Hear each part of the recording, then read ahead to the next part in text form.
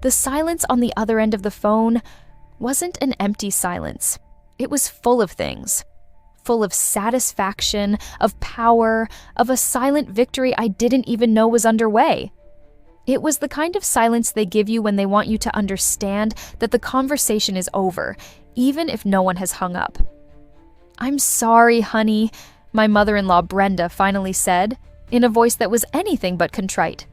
It sounded like honey, but I knew that beneath that sweetness lurked poison. There just isn't room. No room. 3 words meant to be a logistical excuse, but were really a verdict. A judgment on my place in their family. Or, rather, my lack of it. I hung up the phone, or rather, I simply held it away from my ear and stared at it, as if it were an alien artifact. My husband, Mark, was at the other end of the sofa, pretending to be engrossed in a soccer game he didn't even care about. He had heard the entire conversation. I knew the call. I knew the subject. "Well?" he asked, without taking his eyes off the screen. "Your mom says there's no room for me on the trip," I replied, my voice flat, empty. I wanted him to sense the storm brewing inside me. I wanted him to stand up, to be outraged, to pick up the phone and defend his wife. Instead, he shrugged, a pathetic little shrug that said it all. "Well, the rental car is small, and you know how Mom is with the Airbnb budget. Maybe it's for the best." Maybe it's for the best. That sentence was the match that lit the fuse. Because this wasn't just any trip, it was Brenda's 60th birthday. A week-long family celebration at a luxury resort on the coast. An event they'd been planning for a year. An event I'd helped find flights for, designed the digital invitations, and bought a very expensive gift that was currently wrapped in shiny paper in our closet. And there was no room for me. To understand why this was the breaking point, you have to understand my relationship with my in-laws. It was never overtly hostile. That would have been too easy. It was a war of 1,000 paper cuts, small slights, passive-aggressive comments, subtle exclusions. It was the way Brenda praised the accomplishments of her other children's girlfriends in front of me, while my promotions at work were greeted with a simple, "Oh, that's nice."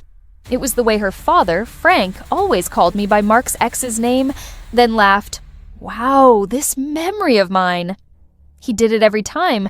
It was the family photos where I was always on the far side, easily cut out. It was the inside jokes I was never part of. I felt like a foreigner on a temporary visa, always on the verge of being deported from the familial realm. And Mark, my dear, wonderful, cowardly Mark, he saw it. Of course he saw it. But he was caught in a web of filial loyalty and fear of conflict. "That's right, Mom," he'd say. "Don't take this personally." "Dad's just joking," he'd insist. But it was personal. And it wasn't a joke. It was a slow, methodical process of elimination.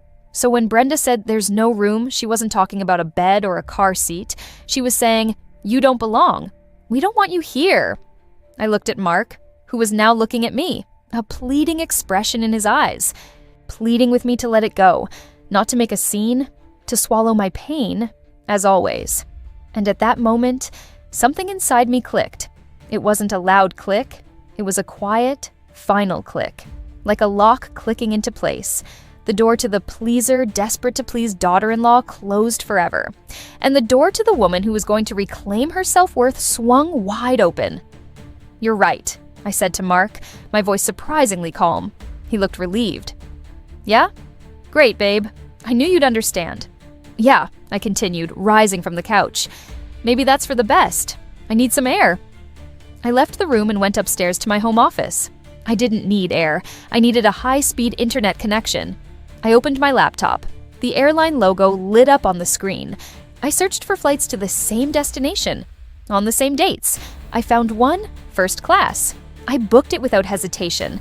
Then I opened the resort's website, the Ocean Palace Resort and Spa, a 5-star paradise. I browsed the room options, the standard room, the junior suite, the ocean view villa. And then I saw her, at the top of the page, almost glowing with a heavenly light. The presidential suite. It was obscene. It was 300 square meters, 2 bedrooms, 1 living room, 1 dining room, a wraparound balcony with its own private plunge pool, 24-hour butler service, exclusive access to the spa lounge and rooftop infinity pool, It was ridiculously expensive. It cost more for one night than they were going to pay for their Airbnb for the entire week. It was an act of financial madness, a quiet, extravagant rebellion. I pulled out my personal credit card. My fingers flew over the keypad. First name, Sophia. Last name, my maiden name. I didn't use my married name. This was for me. I clicked Confirm Reservation.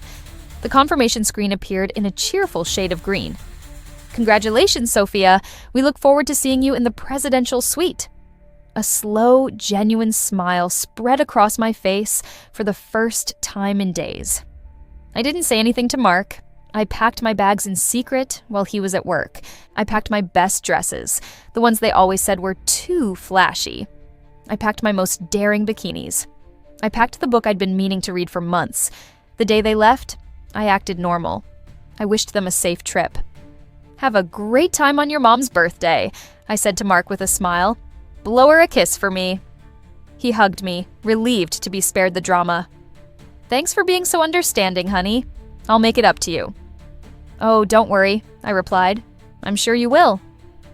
The moment their car disappeared down the street, I called a luxury car service to take me to the airport. My first-class flight was a revelation. Champagne, seats that converted into beds, real food. I arrived at the resort feeling like a queen. The lobby was a cathedral of marble and crystal. Soft piano music floated in the air. The staff greeted me by name. Welcome to the Ocean Palace, Miss Sophia. We've been expecting you. The butler, an impeccable man named Arthur, escorted me to my suite. When he opened the double doors, I gasped. It was larger than our apartment. The floor-to-ceiling windows offered a panoramic view of the turquoise ocean. The private pool on my balcony sparkled in the sun. Arthur showed me all the amenities, from the fully stocked minibar to the pillow menu. When he left, I was left alone in the middle of the living room. The silence here was different from that on the phone. This silence was peace. It was freedom. The first 2 days, I lived in a bubble of luxury. Breakfast on my balcony, massages in the spa, cocktails by my private pool. I didn't think about them. I was detoxing from the need for their approval. I was reminding myself of who I was without them. On the third day, I decided it was time. It was Brenda's birthday. I knew that, despite their cheap Airbnb, they would probably come to the resort for a celebratory dinner. It was the best restaurant in the area. I put on a red silk dress that hugged my every curve. I wore the heels Mark always said were too high. I put on a deep red lipstick. I didn't see myself as the invisible daughter-in-law. I saw myself as the owner of the place. I went down to the lobby bar around 7 p.m., just when I knew they would arrive. I ordered a glass of champagne and sat in a strategic spot, overlooking the entrance. And then I saw them. Brenda, Frank, Mark's brothers with their submissive wives, and my husband. They looked out of place. Their tourist clothes contrasted with the elegance of the surroundings. They were arguing in whispers, probably about menu prices. Brenda was the first to notice me. She stopped in her tracks. Her eyes widened. Her jaw literally dropped. She nudged Frank, who turned and gasped. One by one, the whole family turned and stared at me. A wave of silence fell over their small group. I raised my glass of champagne in a slow, deliberate salute. I smiled at them. It was the same calm, serene smile I'd had when I booked the suite. Mark broke away from the group and came over to my table, his face pale with shock. The world doesn't revolve around you. I simply needed a break, and I happen to love it here. But how can you afford it? Frank stammered. This place costs a fortune. I have a good job, I shrugged, and I'm very good at saving for the things that really matter. My gaze fell on Mark, who looked like he was going to faint. At that moment, the hotel manager, an elegant man in a tailored suit, approached my table. Miss Sophia, excuse me for interrupting. I just wanted to make sure everything is to your liking in the presidential suite. He placed special emphasis on the last 2 words. The information dropped like a bomb in the middle of the lobby. The presidential suite? Brenda stammered. I could see the gears turning in her head. The private pool, the butler, the exclusive luxury, everything she craved and couldn't afford. Her face drained an ugly color, a mix of envy and rage. So that's why there wasn't room for you? I said soothingly to Brenda. Don't worry, sometimes things just work out for the best. The manager, oblivious to the family drama, continued. Arthur has informed me that you have requested exclusive access to the rooftop pool to watch the sunset. We have prepared it for you. Your guests are, of course, welcome to join you. And there it was. Checkmate. The offer of hospitality I knew they couldn't refuse, but would kill them to accept. They all looked at me. Their faces were a study in conflicting emotions. Greed warred with pride. Brenda, the matriarch, couldn't resist. The chance to experience a luxury beyond her reach was too tempting. Well, she said, forcing a smile, it would be a shame not to take advantage of it. Thank you, Sophia. How kind of you. You're welcome, I replied. After all, we are family, aren't we? The irony was so thick you could cut it with a knife. I led them through the hotel, to the private elevator that led to the rooftop. When the doors opened to the infinity pool overlooking the ocean tinged orange by the sunset, their gasps of awe were my symphony. They scattered around the poolside like kids in a candy store, pulling out their phones to take pictures. Mark stayed by my side, silent. We need to talk, he finally said. No, I corrected him. You need to listen, and I need to enjoy this sunset. We'll talk when we get back home. And so I did. I sat on a lounge chair, ignoring them all. I watched the sun sink into the ocean. And for the first time in a long time, I felt completely at peace. I felt powerful.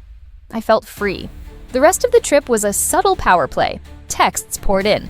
Could we use your spa pass? Do you mind if the kids come to your pool?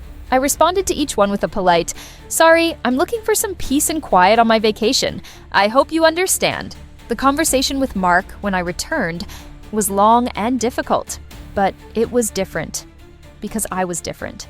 He saw the woman I had become that week, a woman who didn't need his permission, a woman who knew her own worth. He understood, finally, that his divided loyalties were no longer an option. Things with his parents were never the same again. The war of 1,000 paper cuts was over, because I was done playing. They had tried to kick me off their little lifeboat, and I had responded by buying the entire yacht. Sometimes when someone tells you there's no room for you, it's not a rejection. It's an invitation to find your own space, a space bigger, brighter, and far more luxurious than you'd ever imagined. And in my case, that space came with room service and a breathtaking view of the ocean. In the end, the presidential suite was never about the luxury, the pool, or the champagne. It was about a fundamental lesson. My worth isn't defined by the small space others are willing to give me in their world. So the next time someone tells you there's no room for you at their table, don't ask for a chair. Don't try to make yourself smaller to fit in. Get up, go out, and build your own banquet hall. One so big and magnificent that you'll never have to worry about whether there's a place for you again. Because the only space that truly matters is the one you create, defend, and deserve. Stories like this prove that sometimes taking control of the narrative is the only option. If you're passionate about tales of empowerment, poetic justice, and unexpected twists, this is your place. Subscribe to the channel and activate the bell so you don't miss a single story. And now I ask you, what has been your own presidential suite moment in your life? Tell me in the comments. See you next time.